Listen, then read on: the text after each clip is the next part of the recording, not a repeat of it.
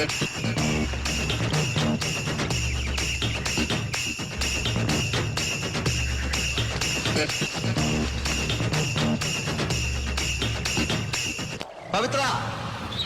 ഒരു മകന്റെ ധർമ്മമാണ് അച്ഛനെ യഥാവിധി അന്ത്യകർമ്മങ്ങൾ ചെയ്യുക എന്നത്. പക്ഷെ മണപ്പള്ളി മാധവൻ നമ്പ്യാർ എന്ന മഹാഭാവിയും സർവോപരി നാറിയുമായിരുന്ന നിന്റെ തന്തയുടെ എല്ലിൻ പൊടിയും മാംസം കത്തിയ ചാരവും പവിത്രയായ ഈ നദിയിൽ വീഴരുത്. അത് കളങ്കപ്പെട്ടു പോകും.